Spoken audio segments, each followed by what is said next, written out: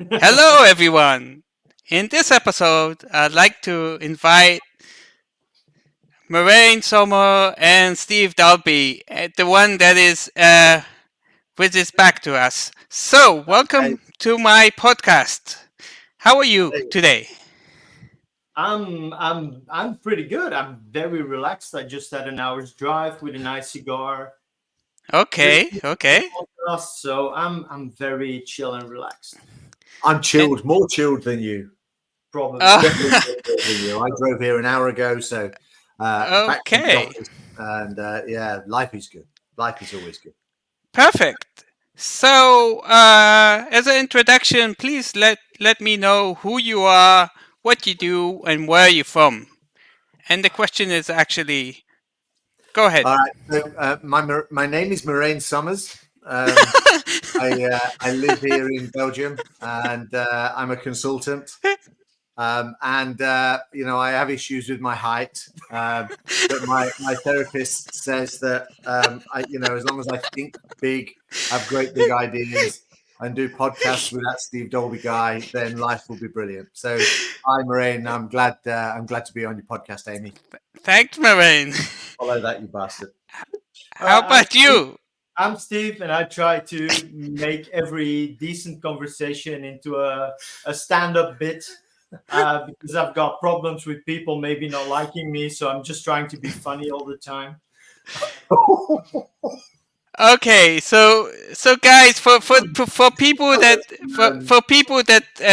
that don't know exactly that you're joking, let can we be for one sentence serious and Marijn, please let me know who you are, what you do, and All what right. football team do you like?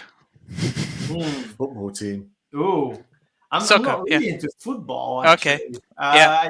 I don't like to watch sports. I rather I would normally say I would rather play sport, but to be honest, I'm too lazy. That's also why I became a consultant. I guess. So Yeah. my name is Marijn. I live in Belgium. Used to live in the Netherlands for a short time as well. I've been a consultant for 16 something years. Yep. 41 right now.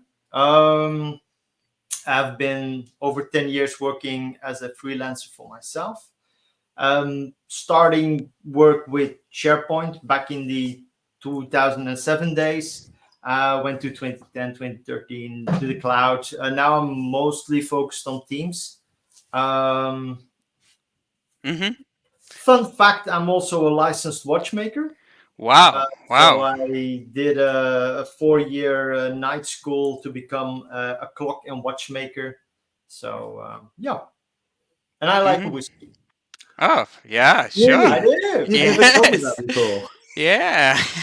All right, serious. I'm supposed to be serious, Yes, aren't I? yes, Yes, yes, yes. Steve. All Go right, ahead. here we go. So my name's Elvis Presley. I can't be serious. I'm not good at this. Oh All right, God, my name's Did he written across die? the bottom of the screen. Here we go. For some reason, Marijn is not on this list, so I do that's fine. apologise. That's fine. All right, so yeah, I'm Steve Dolby. I'm also a consultant and whatever else you want to call me. Goes. I never have a serious moment in my life if I can help it. Yes. I love this guy to pieces. We've been doing this for a while. I know we're going to get into those details a little bit later. Yeah, that's my mental age. He's absolutely right. But seriously, I came through the .com area. I was an IT manager working for the .coms when .com was a thing, and Mm-hmm. maybe of course, depending on the average age of your listeners, they have no idea what a .com is. Do you mean bug 2000? Or Yeah. So around 2000. So I was an IT manager at that point, looking after Europe, Middle East, and Africa. And before yep, then, working for all kinds of stuff. This beard yep. is really great. It's real. I'm the elder statesman of the Office 365 Distilled Yeah. podcast. For the last 20 years, again, I've been doing SharePoint, if not longer. So I did Oh. SharePoint before it was SharePoint, when it was called Team Services in 2000. And then 2001, I've worked on every single version of SharePoint going. Wow. And All of you the live in different. Belgium, I do live in Belgium, yes.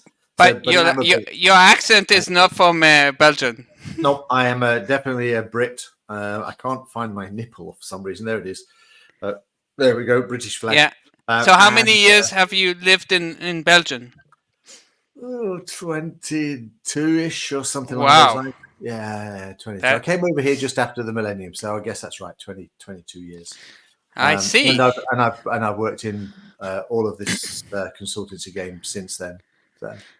Okay. Very. I like whiskey. Okay. I do a lot of public speaking. I'm a certified Toastmaster speaker. Toaster. I do sound engineering work, which we touched on earlier. So this is mission control here with mixing desks and everything else. So that's what I do. So you also do video editing as well, or only? No, I used to do. Okay. In the days when you had when cameras had handles on the side like this, then I used to do that. Actually, when I was a sound engineer, I was talking to this the other day to somebody at work. When I used to edit sound, then you would take a piece of tape and you would cut it. Okay. And you would cut out the bit you didn't want, and you would join them back together again with a piece of tape. That's how far back I go with this game. So I see. So guys, you before we go and talk about your amazing podcast, which that's the reason how I got to know you, and I'm one of your best fans, I think. I don't know if number one, but I follow each one. Yeah, number one. Yeah. Well, okay, yeah. I hope I'm not the only one, but. Well, let's say if you go on a holiday, we notice it in the numbers. Yeah, no, I'm sure you have millions or thousands of views. Well, funnily enough, I happened to look at the figures the other day. Over the 5 years, because we'll be 5 years old in October. Congratulations! We have had 76,000 downloads of our episodes. Is that from Spotify or all together? Actually, funny enough, I had the same conversation with somebody 2 days ago. It's still iPhone. It's still iPhone is the iPodcast. The Apple, still the largest number. iTunes, yeah, thank you. And Spotify is climbing in there, but no, I think there's 10 or 15 different services nowadays that download it. So we actually use so when you want to put a podcast on iTunes or Spotify, whatever, it actually needs to reside somewhere else. And we are using a really cool software platform called Transistor. And they allow us to store everything there and then publish it out to all the other systems. So that also allows us to get some really cool analytics going of where in the world people are listening to us and what kind of platform they're using. So I see. Very good. So before, as we said before, we talk about this. Can you each of you tell me what is your more specification in your job? Are you more implementer? Are you more a trainer? Are you a developer or migration architecture? You know, there's so many. Yes, pain in the ass. Yeah, I think we both agree with that. The answer is yes. You know, when you upload this, you do realize you're going to need to check the box that says obscene content. Plus 18. Plus 18, yes. Yeah. Okay, well, consultant for definite. Definitely consultants, yeah. And I think you're more hands-on than I am. Yes, I'm more of a trainer, configurator. Yeah. I've been building a few Power Apps as well in the future, in the past. Did they work? They did work. Yes. Excellent. Yeah, and on my side, I tend to be more at slightly higher level than that. So I do a lot of solutions design work. I do a lot of governance work. And my current role is actually managing a team of domain owners around sort of collaboration, content delivery. So yes, that's where we tend to work, and I think that's what adds the magic to where we're from. We always have a different perspective on whatever we're talking about. Yeah. So but that's what I do. So yeah, it's kind of the stuff. Yeah, he comes from the management side. I come from the actual people that need to do it. The people that make me look good. Yes. Yep. Yeah. So how did two different people get to meet themselves? How did you meet? What was the occasion? Well, Should be actually, fair. Should we be honest? It was a gay club called Gordon's Corner Joint. I knew something like that was gonna come up. Listen, Actually, I think about 8 years ago or something like that, maybe a little longer. I was working for a customer, international customer, that was building compressors and mining equipment and stuff like that. That had okay. a very big office in Belgium. I was working there to roll out SharePoint, the SharePoint 2013 back at that time, and so we were building things with a small team of 4 people, and we kind of lacked a little direction. So at some point, they brought in a proper project manager. Yeah. Um, Okay. that turned out to be this guy, and his first order of business was to cancel all the plans that we were doing and to go to Office 365. Okay. So that was quite an interesting time. So it was a small team, so we were talking all the time. We were also sitting all next to each other. I was leading the governance sessions with the business people. He joined them. We kind of hit it off pretty straight away. Yep. We set up a champions network together Yep. with people from around the world.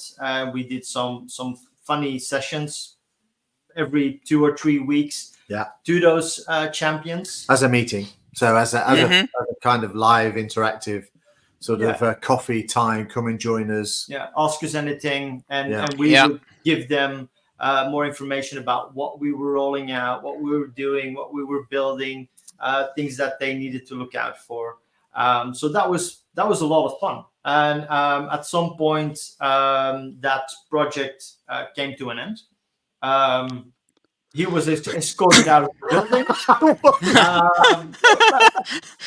But you left before And then. no, I left after you. Okay. I left after you because I was moving to the Netherlands. Yep. Oh, that's right. So I left there as well. And actually, we were still in touch afterward. Dear. Drinking a whiskey every once in a while. So I would drive here. We would be drinking a whiskey.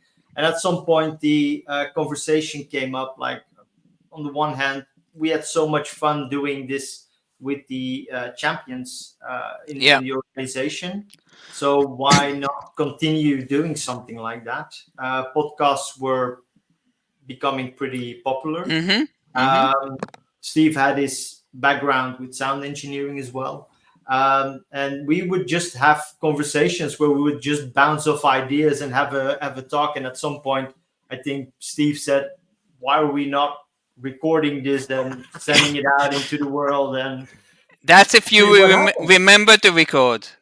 Yes, I remember to record. There's a story there, but yeah, we kind of came up with a number of subjects, and eventually I suggested let's do the whiskey and the tech. And that really good fun. You came up with the name, and it worked. It was very funny. The kind of first microphone was standing here like this. Okay. We were equal distance from it. You know, we've grown a little bit now and have more microphones and a lot more equipment. But yeah, it's So that's how actually the podcast started, and I think it's really good, and you never can expect what's going to be in a podcast. You know how we can start. You never know how. Well, you'll know how it will end because there'll be whiskey, but in the middle, you don't know what's going to happen, and that's what I like it. Actually, a lot of times when I arrive here, because we always record it here because we've got all the equipment here, so I just drive over here. Mainly when I'm in Brussels, it's not that far. And then I arrive here, and then we just talk about life in general. We have a little whiskey, and at some point, one of us will say, "What are we going to talk about on the podcast today?" And then we'll go, and then we'll have a deep talk for 5 minutes, like, should we talk about this? What about this topic? All right, yeah. Let's talk about that. And one of the key items that we bought last year is actually the big. This is the famous pause, Oh, folks. Here it Yeah, comes. Yes. No, look, bring it in. There we go. So there she So is. this is actually I, the stuff that we were talking about in our previous podcast about roles in M365. yeah. We talked about this after we talked about nappies and getting old and something else, and then we got around to doing something technical. Yeah. I see. So and So this really helps because then we say, okay, this is the topic that we think about, okay, and then we'll just write down a few bullet points of things that we want to discuss. But it's mainly just a few bullet points. So this time we were talking about roles in the team, and we just wrote down a number of roles that we can think about, and then mhm. we'll just freewheel from there. Yeah. So, So Thank that you. actually answers my question. Oh, maybe if you want to talk more, how do you prepare for topics of the podcast? Is we it don't. something? I think Steve thinks it's a bit more than. Yeah, we did. So we're coming around tonight. We're going to record something afterwards, just to get ahead of ourselves. And I think what did we talk about earlier? I was wandering into the office this morning, and I don't know whether people are aware, but in October the 13th, yes, we're actually doing a workshop on governance at the Okay. South Coast Summit. Only £70, and there's still a few places left. All right, let's not miss the Shameless opportunity. plug. Shameless plug. All right, so this morning, as I was sitting there thinking about this, most people have probably heard the main concept that we discovered some time ago is something called baseline governance. And so Okay. this morning, I just threw some messages to Marijn. I went, baseline adoption, adoption as a service, baseline change as a service. And then his message back was, for what? Well, are we? And then he went in panic. Are we recording tonight? Am I missing something? I said, brainstorming ideas, nothing more. I just kind of like the sound of it. And then you can't see this, but then the conversation just keeps going on about Okay. this idea. So the kind of ground is there for something. But sometimes at this point, sometimes. sometimes. But at this point, whatever we're going to record after we've finished here with you, Amy, we have no real idea where it's going to go. No, we've I got a few see. ideas, but And Okay, that's kind of spontaneous, I think. That's why we've been nominated for the UK Community Award. Wow. Yeah. Well, Congratulations. well- I wish you my fingers are crossed, and I hope you win because you're one of the best. I don't know about that. Even you. though I need to understand if it's you're not in UK, but I think anyway you should I win. keep expecting to have it pulled. Well, he's I'm a British. so Okay, so you're qualified. I think Yeah. I've got it. Yeah. Yeah. I also So think we've got about 10% of our listeners are listening from the UK. 16%. Yeah. So we do have a little base there. So I think so. So my next question is actually, do you usually disagree on most topics, or mostly do you agree? I mean, yes, No. we I mean professionally, there's sometimes Steve will say Teams is not user friendly, and you, Marijn, will say, wow, that's the best thing in the world. It's very easy to get there for users. absolutely, and I think that's also part of the charm of the podcast is that we both have our own vision on certain things, and we both have our backgrounds and our work experience, so we bring that to the table. No, absolutely, and quite honestly, we're genuinely honest on the podcast. Because we're not really planning on what we're saying. We don't have a list of questions and points we need to make. We call a spade, and our experience is different. At the moment, we're working on a same project, so for half a week each, which is interesting. Yeah. And I seriously believe that what Marijn brings and what I bring will be different, and we'll end up with a better subject. I learned many years ago when I moved from British Telecom to my first contract position. It was a long time ago, and I was working with a guy Lance, if you're still alive, hi, welcome. And we was building a network, and we never agreed on anything. And it became fairly obvious to me early on that we ended up with a better result for it, because it meant that we really threshed out where we were going. So yes, we start off by disagreeing. Sometimes one of us can persuade the other that actually this is the right way to go, and if not, it doesn't really matter.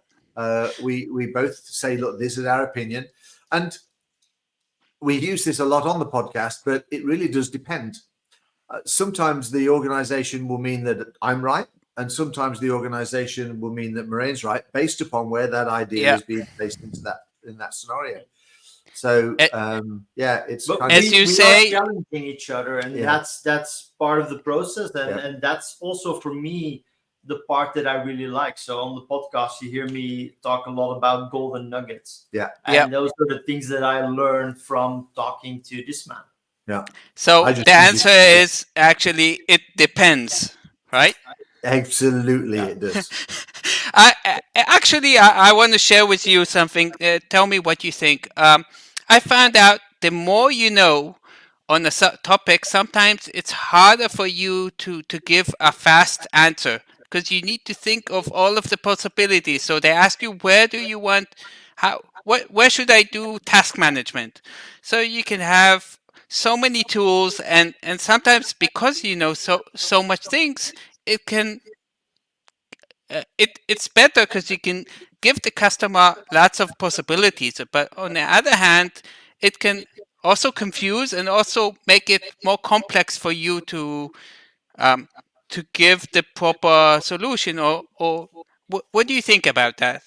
Well, I think the main problem with that is that in Office 365 or in Microsoft 365, there are just a lot of tools in the toolbox that can do more or less the same thing. So, for example, your task management thing is like, do we do it in Planner?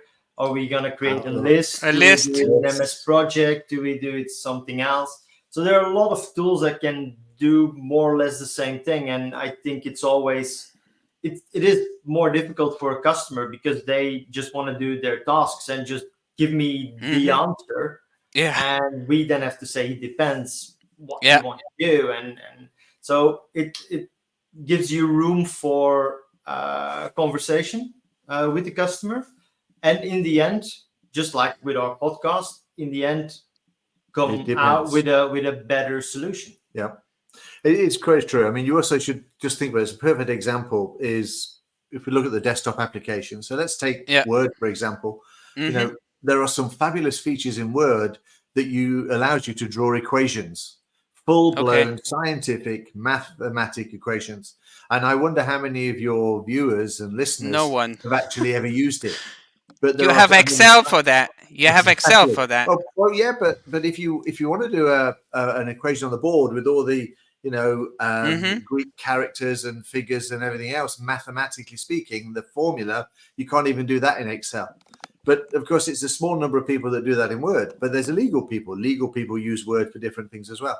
And so the Microsoft 365 products, of course, will always apply in a different way to do the different things, because Microsoft are not kind of narrowing down and say we're only really building this for engineers, everybody in an organization. And so consequently, it is difficult to get a face on. And that podcast that we've just showed you that was released today, we're recording on the 25th. So this morning we released that. We couldn't work out what job we wanted to do nowadays. You know, we do consultancy work, but sometimes we're doing change and adoption or governance. Sometimes we're setting up Exchange. Sometimes we're setting up Teams. So we're different kinds of admins. And so the organizations need to work out what they need to do. And we talk a lot about that. One of our favorite disagreements is, do we put SharePoint out first or do you put MS Teams out first? All right. And we always come back to it depends. But it really is an interesting scenario, and it doesn't really matter which you do, to be fair, because if you do SharePoint, you're still going to get people to use Teams, and if you do Teams, at some point they're going to go back into to SharePoint. Today, a perfect example. I was trying to convince somebody. I think I managed to convince them, stop sending emails. They were doing lots of meetings, and after every meeting, there was an email that got sent out with all the minutes and the latest decisions. And I keep getting these emails, and the guy does a lot of different subjects. And I said, we need to talk. And so today I said, look, this is your team site. Yes, I know that. So why don't you put all the minutes here? So I know where to go back to. You can still email a link to them, and you can still notify them through. And he's sitting there going, oh, yeah, brilliant. And then I did something strange. I then changed the view of the document library. So I wanted to show him that he could separate his minutes and requirements off. And we jumped into SharePoint, because when you edit the view in Teams, you jump into SharePoint, and that confused him. He knew SharePoint was there, but and so we kind of your change process. You then have to think about those different applications. So it is important that people understand that basic architecture, and they understand. He knew SharePoint was in the background, but he didn't realize that actually I can use SharePoint to give me a better Teams experience. And he loved columns. So one person converted away from folders in library. There we go. Yeah, checkbox. So that's why. I see. What do you think? How do you manage with the SharePoint boundaries and limitations or teams?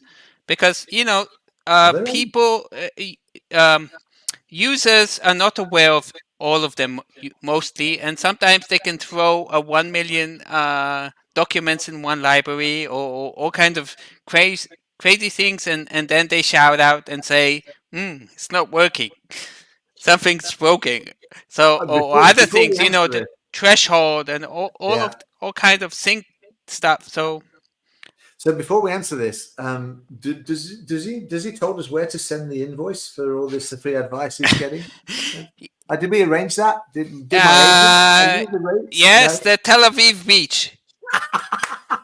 Actually, you could just get us some brilliant whiskey that comes from Israel. So we actually have a little one here, which maybe we'll talk about and share later, because we have to finish off with a whiskey, don't we? Yes. Yeah. Okay. I'll think about it. Seriously, if you behave, then. In that case, forget that. All right. You know what? It depends. It depends. Nice. Okay. So to our question, how do you manage, or what do you ask or tell your customers to be aware of these limitations, or do they? I'm sure as governance that you, Steve, you take that in consideration when you recommend customers to talk about these topics. It's always a part of the conversation that you have with the customer. Like, okay, what are you gonna use this site for? What are you gonna use this document library for? Oh, I've got 1 million documents here, and I actually want to store them in the cloud so that I can also I can open them from when I'm working from home. So in that case, we need to have a different conversation. But it's always coming back to what does the customer actually want to do, and based on that, we will try to give them one or two or more possible solutions and the possible drawbacks. But I'm not running into any of the big limits of any of the tools that very often. No, but I for instance, if you work for, I heard you did a project for a university. So university could have thousands of documents, and but they might have thousands of sites. Yeah, but on the other, they might have an archive which has all of the library books, and they want it in one place, and maybe they want it synced to the client. Yes. So actually, in the university, there was indeed a library, and that needed to go to SharePoint as well. So we set that up in one site, multiple document libraries. Okay. I called it the library as well. And in the end, it works. So we just have some metadata applied to it, so that people can find the right documents or the right books pretty quickly. But that was an important bit of the project. Yeah. Talking about. Go ahead. Absolutely right that what Marijn says. It's to understand what the user is after, and your conversation with them then needs to have that context.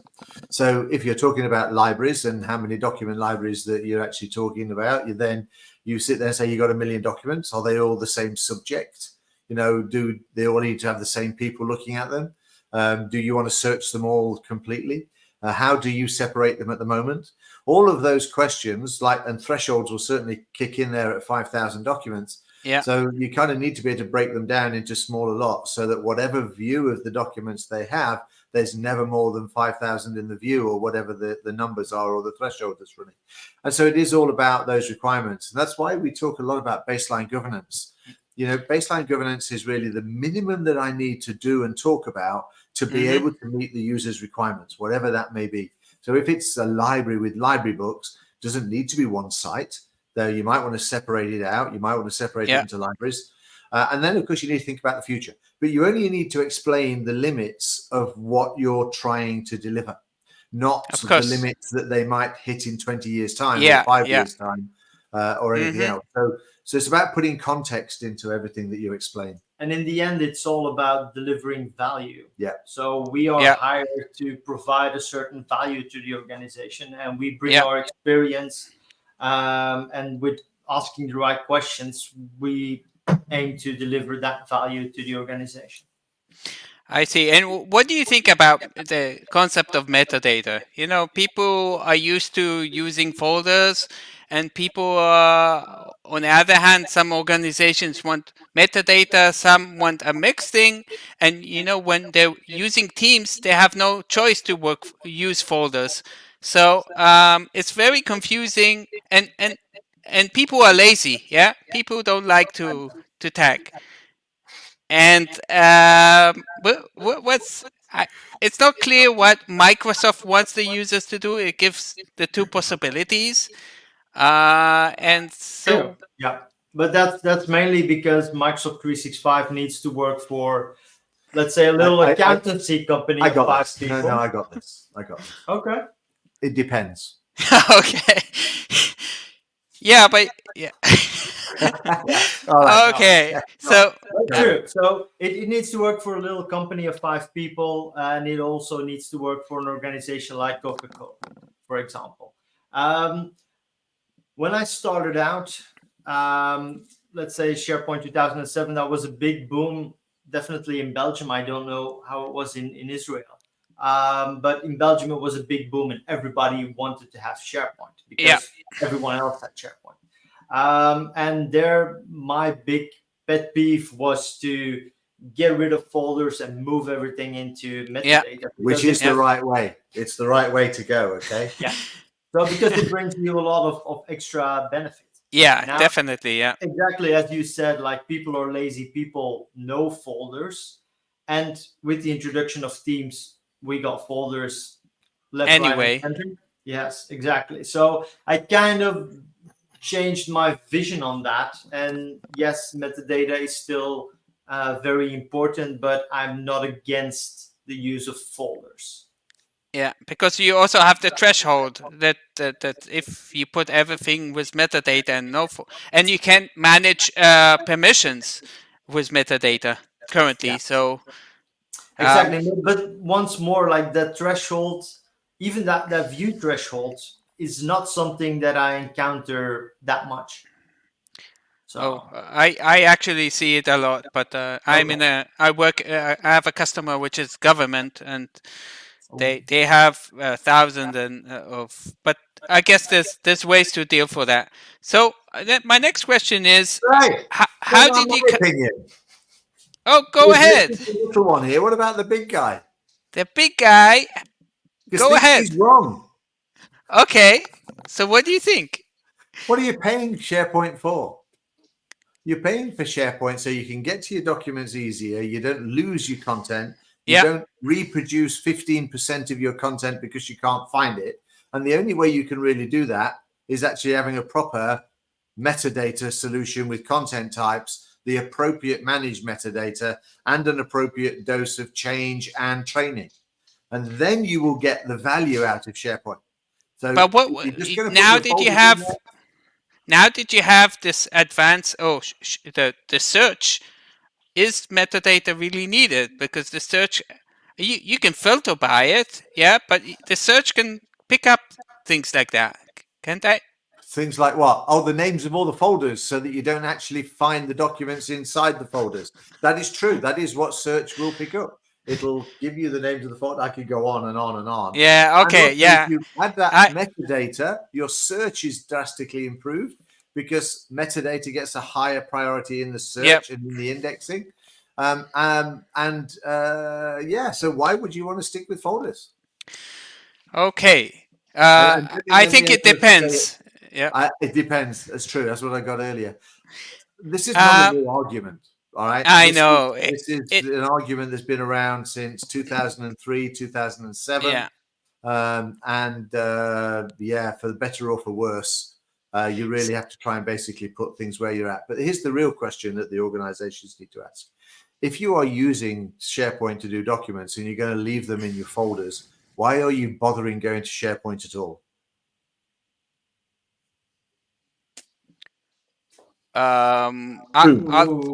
Okay. Well, yeah. Well, Hmm. it depends because Teams is more like for a dedicated project or something. A SharePoint can be a document management system, which it doesn't need to be connected to a team even. So I agree. I think you can have groupless sites for your document management system. So there's a value. But we come back to really, the question you asked earlier about how you explain these limitations to the organizations. And it's really about them deciding what they want, because you can't make them do something that they don't really want to. And as an organization, if you're going to say, look, we can give you better search, we can give you easier access to your document libraries, we can give you a great document experience in Teams, we can make it so that you don't lose content, that you can easily find it, but it will require you to work in a different way. And if you're going to do that, then you've got an X euros, thousands, whatever price that you need to pay, but it will put you on a better platform for the future. And then they need to understand it, and they need to accept that that's the way forward. And if they do accept that's the way forward, then they will support. Obviously, they need to support you to do that. But that is the way. If they don't want to do that, then you stick with your folders, and you then have to ask the question: so why is it you want to get SharePoint? See, Amy, now you got him serious. Yeah. Okay. Oh, wow, yes. So Like that. now I'm asking, what big fight did you have that caused you to have a WeDram session?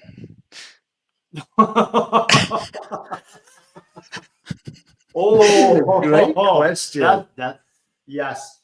Okay. No. So what was the reason for having it? Actually, I think it's actually in these episodes, each one gives his personal deep dive topics, and I would like to hear what was the reason and something about that. Okay. To be perfectly honest, so we started that during COVID times, when we were not allowed to be together to record the podcast. But also, to be perfectly 100% blunt, we wanted to ramp up our listener numbers, and we wanted to produce more content. We wanted to send out more things. And we also found that there were a number of subjects that were just smaller subjects and strengths to each other. Yeah. So, we chose a subject that we like. So I love to do a lot of people stuff, humans in IT stuff. So I did a lot about, innovation and stuff. You like to do a lot about the change and stuff. Yeah. So you pulled a series together on that. Yeah. So I must say, that Marijn, your episodes are very informative and technical, and Steve, yours is very relaxing and very strategy and government.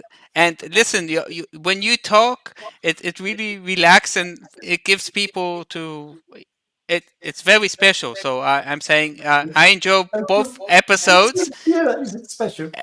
And Marijn, on your WeDram, you're very serious. So, but yeah, absolutely. See, and that's the problem of it, because when we're together, we're just goofing around all the time. Yeah. But when we're recording something on our own, it's just us and the microphone.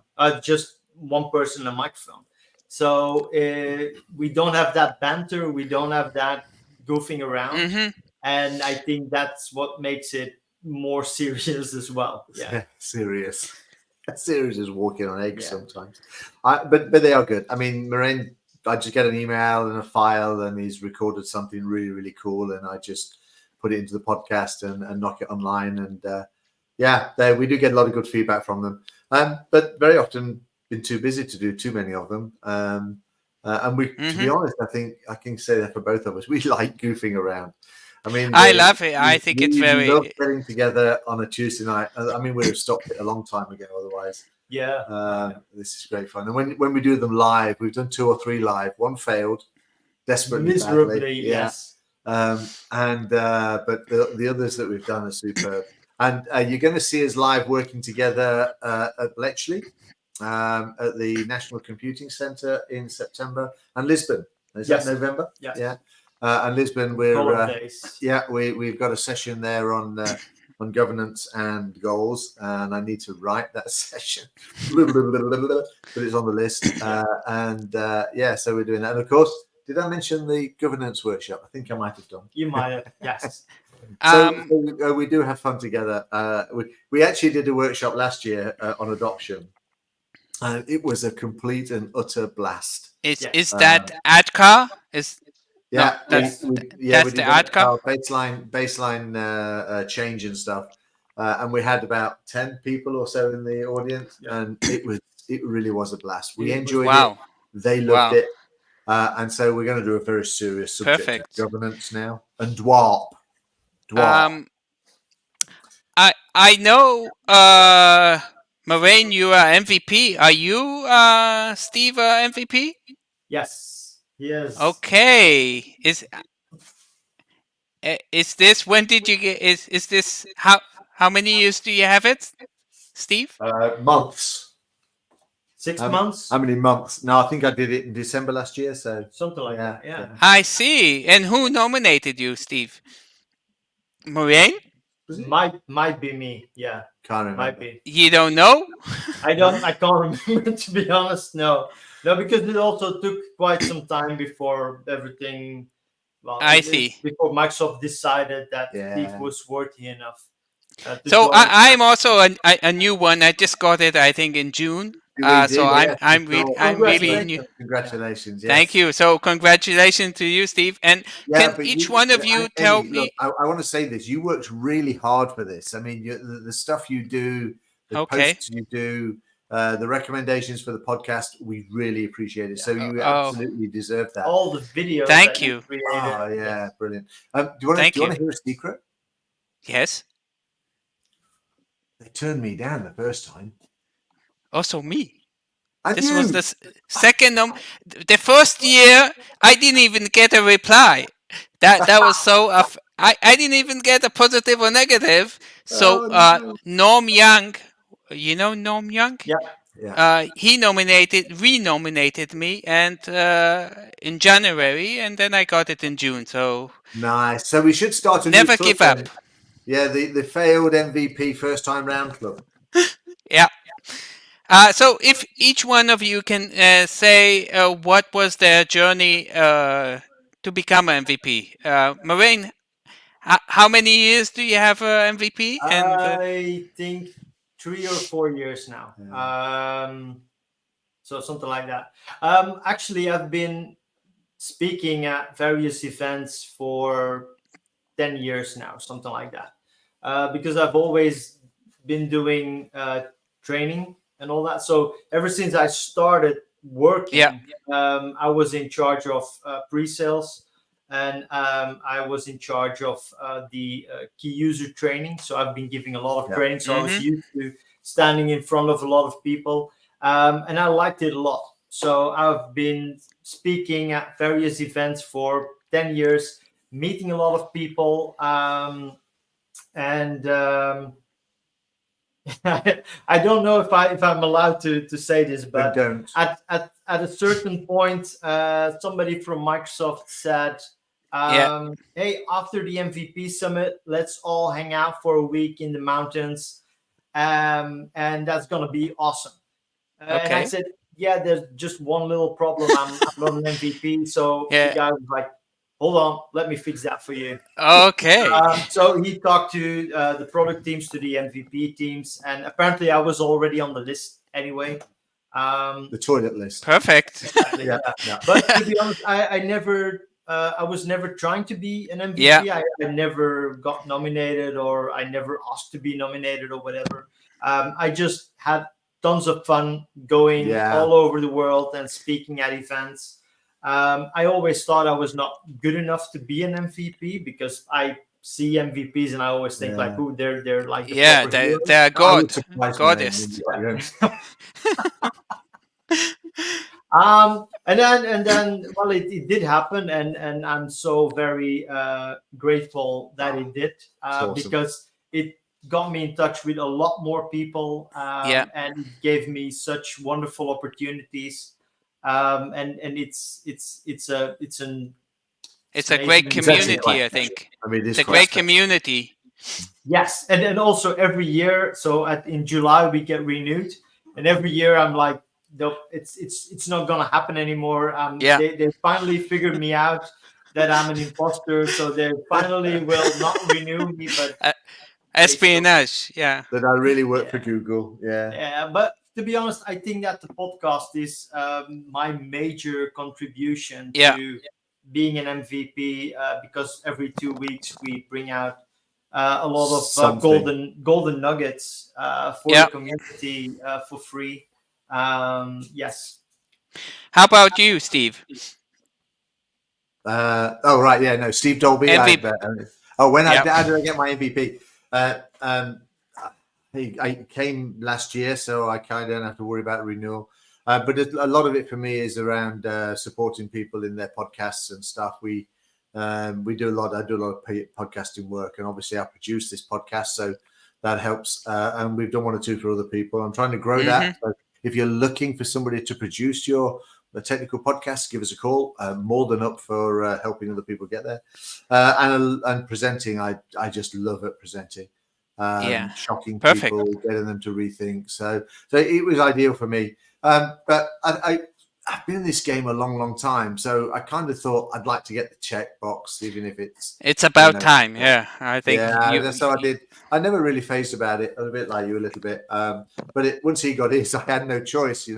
Otherwise, the podcast is not quite Yeah. balanced. So once my hero here got his MVP, then I thought I should try and follow suit, and that's what happened. Great. And let's talk about, lately there was the Ignite, and there were all kinds of conferences of Microsoft that released or talked about new features that are going to come. What features are you looking forward, or you think that will be game changers in Teams, SharePoint, The ones that we or can't talk about. of course, yeah, under NDA. Saying No, the word AI. no, the ones that were published, in Yeah, the of course. So yeah, I'm really looking forward to Copilot. yes, No, of AI. course. Yeah, no, Indeed. absolutely. So in a few weeks I'll be in Prague. I'll be at the Experts Live in Prague, and I will be at the expert booth around Copilot. So I've been reading up on it. I've not really tested Yeah. it out myself, but I'm trying to do a lot of work with ChatGPT, for example, and looking at various ways how Copilot could. Because now we know Copilot is going to cost 30 euros Yeah, per person, very additionally to expensive. M365 Yeah. license. And I've been really digging into how organizations can actually say, okay, this 30 euros per month, that's going to be worth the while, because this and this and this are the things that we can do with it. Yeah. So yeah, that's my number one item. I don't know. Follow the card. Did you see the announcement today about the volunteer, the voluntary? What do you call this? So President Biden in the US has actually set up a standard for working with AI. So Microsoft, Google, and one or two of the others, they've all agreed to put watermarks on all their AI generated content. Okay. So you'll know when you're looking at something that was generated by AI, which I think is one of the big things that is going AI to be ethics is a big topic. governance around is very interesting. So for me, I don't know what there's a number of things that I really quite like that's coming out at the moment. I like the new hybrid working stuff that is appeared in OWA now and will eventually appear in the new Teams. I like the new Teams stuff very much. Playing with the new Teams client, I'm looking forward to that getting to the point where it's equal. Yeah, well, I don't know whether it'll be equal at the launch, but where at least I don't get surprised when I can't add a OneDrive or a OneNote to a site. Or add a tab. So it's got to that point. So once it gets past that point, it's good. And I really love the idea that everything happens in the one window. So, if I'm talking to Marijn on MS Teams and we set a call up, it doesn't go anywhere except inside the same window. If I want to chat, it pops out. So I really love that location stuff. It also means I can have multiple windows on at the same time. They can't hear each other, but I can hear them, which is kind of weird. But it does mean that you can, hey, how did you do this? That's how they did that, so you can have that more easy menage a trois conversation. I think that's quite cool. I'm not so sure about the new Outlook yet. I've got a feeling that's going to cause me a headache more than anything. And in terms of Copilot, I think that €30 a month or $30 a month feels expensive, but I'm already paying $20 a month for ChatGPT Pro version, and I'm not kind of regretting that as such. So I don't know where that'll be, and I think that only those people with their eyes closed will realize that Copilot will save work, which will mean you need less resources to do things. So I think there's some value in it. But I think from that perspective, all of these horror stories about it being a bit of a game changer and changing the workforce, unfortunately, I think they're going to be true to some level. And so there's going to be some tough decisions to be made around that, where hopefully it'll be dealt with by natural wastage. But we'll see. I think 2024 will be the year of the Copilot POC.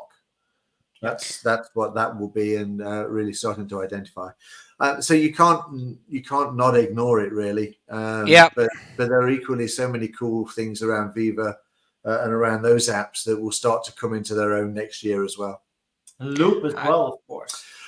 Thinking about Loop that. workspaces.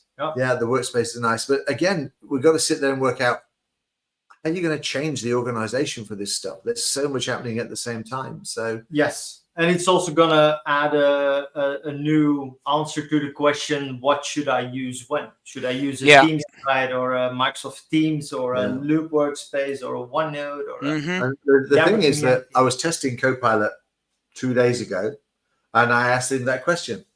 What do I use first? Teams or SharePoint or OneDrive? Do you know what it said? It depends. It depends. I see. So in your show, you have the topic that's called Dear Jeff. What features you think should be fixed or should be existing ones that should be improved? Even things, the complexity of licenses is crazy. You never can know what. So what? Give me some Dear Jeffs that you can remember from your. I can't remember any. You're talking to the guys with the worst memory in podcasting history. I see. You know what? We need a little whiskey to spice it up. Maybe that will. So, Ami, have we actually earned it? Okay.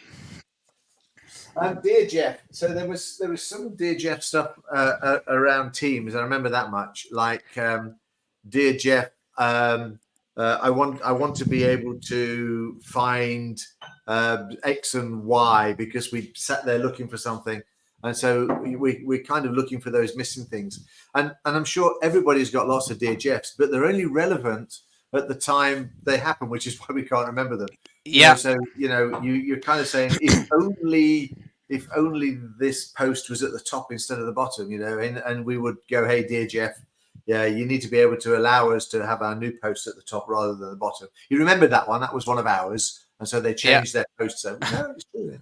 But but yeah, I don't know. No, but some things are stoppers or things that people would say.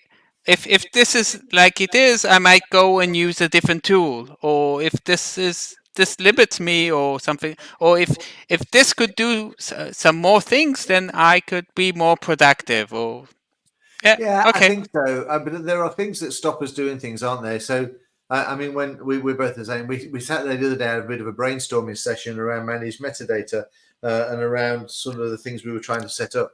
And so we come up with an idea, and you go, "Yeah, we can do that. Then we can do that. We can do that." And all of a sudden, one of us will say, "Actually, we can't. That doesn't work." Oh crap! Yeah, so we need to go back. But at that point, it's dear Jeff. Look, when I do this, I would like to be able to continue on in that direction. And there are so many complexities. I was talking to somebody the other day because one of the things I'm trying to do is working out when somebody's missed a call on a call queue. So on MS Teams, you can set up call queues. And if somebody doesn't answer the phone, logically that call goes on to the next person. But if there's only one person on the call, then it goes nowhere. And if you're not there to answer it, you've got no idea that the call's been missed. And so then you're going, okay, I need to kind of do a bit of a workflow. I've got to work out the API. But then you don't know whether Graph has actually got the ability to say, can I get missed calls? And so, yeah, dear Jeff, make it easier for me to do this kind of stuff. But that's the beauty of what we do, isn't it? yeah. We can take things to the absolute limit. So I have found out that you can make those API calls.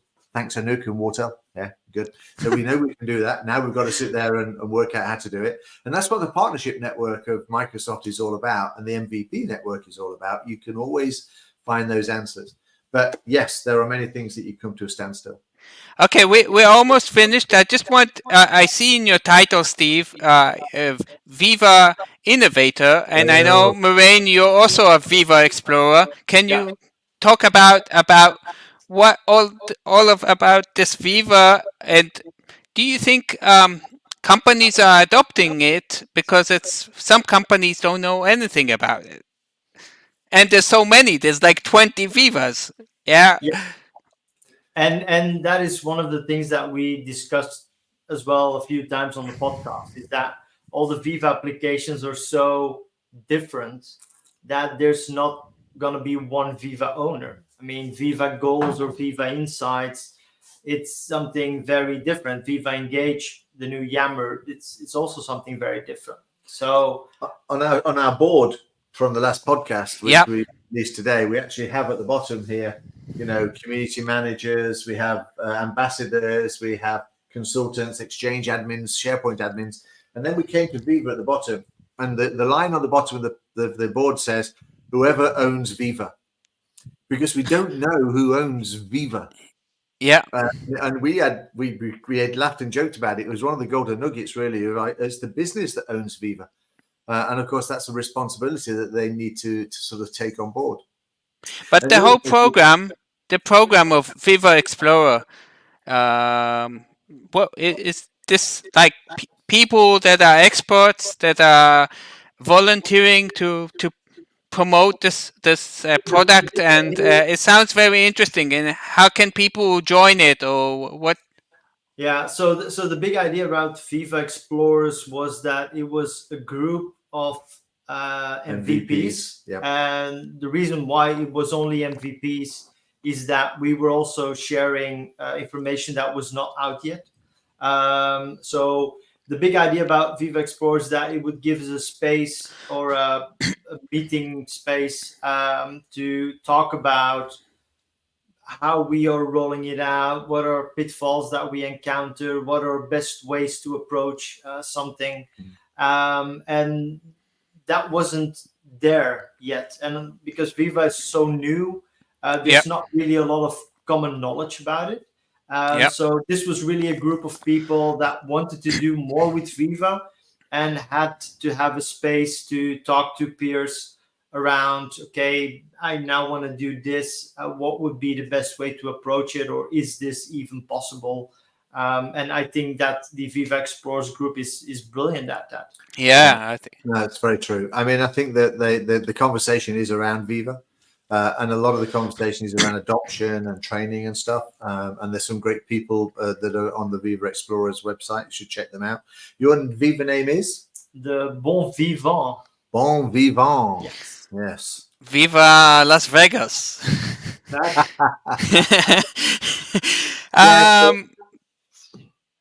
Carry on. Go ahead. So I just want to ask, what are the resources that you collect the information of the latest features and other things? How do you get your information to be updated? there's a really good YouTube channel that's called Amy Diamond. And Well, to be honest, is it? yes. So Wow. I learn about new stuff that's gonna come out or that is rolling out. To be honest, I don't have the time to go to everything or to try everything out myself. So they're really helpful YouTube videos like yours, Okay. channel like yours, that I can just use to just click through, and then in 3 minutes I will know Yeah. how it works, how it looks, what it will do, what it will not do. So that's definitely something that I look at. I look at the service centers, all the Message new center. information Yeah. that's coming out. But what I'm also using a lot is there's an organization called Collab 365, and they have a daily email. So when I started, what I did was I went to see all the SharePoint blogs that were out there, and I would add them to my newsletter review. RSS. RSS feed, exactly. Okay. And actually, at Collab 365, they just do the same thing. So my list of blog that I look at on my RSS feed is very limited these days, but I do get that email every day. I browse through the email. I just click open all the things that I think might be useful. And what I now also do is I also have my own newsletter that I send out every 2 weeks, which is free, but it is in Dutch. And it is just all the articles that other people write, like Greg Selfon, for example, that he writes, and I will just add them to my newsletter, and then I will send that out to my audience, which is mainly key users or people that just are interested in it. And that will always contain about 20 or 30 articles that I think are relevant for my audience. And that also allows me to, every time a customer asks me something, then I will know, I once read an article about that. I put it in my newsletter. So that allows me to search it very quickly as well. How about you, Steve? I just listen to him. So he does all the research and he tells me. Yeah, that's the best thing. I don't need to worry about it anymore. So, Marijn, your newsletter's going out to, is it 4,000 people now or 5,000 people? No. It's about 100 people. That's cool. But it's growing. So. Yeah, it is. So, Marijn, you have your own YouTube channel, and you do it in Dutch, right? Yes. Exactly, because there's so much content out there in English. Yeah. And I was really looking at, I'm mainly working in Belgium and the Netherlands. And I also encounter a lot of people that are not IT people, that don't talk English or that don't understand English that well. So I really wanted to give them a proper way of learning more about Office 365. Great. No, it's very cool. And I just use Translate. So when I get this newsletter, I just get it translated, and Microsoft Translate does the job. I see.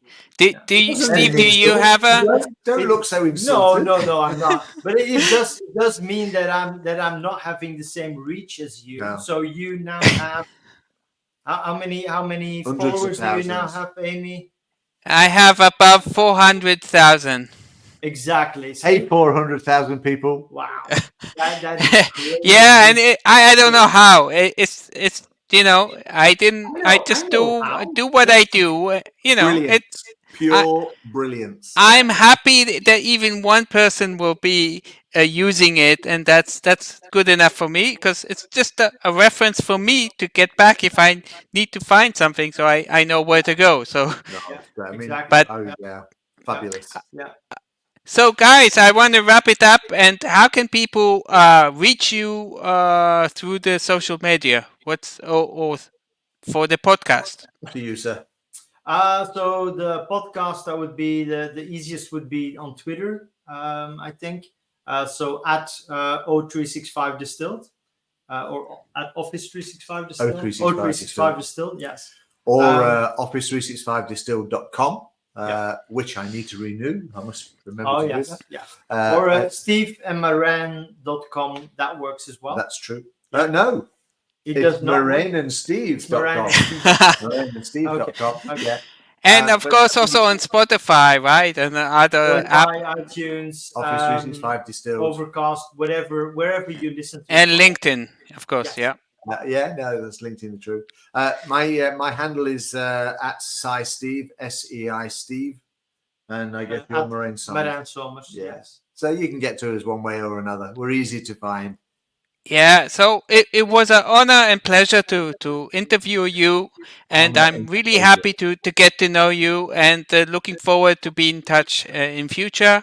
So thank you very much, and I hope the listeners got to know you better and to see what you do best. So thank you very much. Amy, one question. When Yeah. are you organizing Collab Days Israel? Yeah, because I know a couple of great speakers that could do your keynote. You mean Marijn or Steve? Oh, him or me? Actually, there's One with the elegance. there's someone in the community in Israel, Nati, his name is, which he organized things, but he's also an MVP. But if there's any possibilities, I'll be happy to forward you the possibility to come and speak. Absolutely, yes. Oh, definitely. Israel is a cool place. We have beaches, we have Holy Land, and we have everything. So Yeah, good we'll beer, be good there. whiskey. We'll be there. Yeah. Exactly. Okay, so thank you very much. You're welcome, guys. Thank you, Thanks buddy. everybody Yeah. for listening. If you're still listening and haven't turned off already, we're still here. Ciao.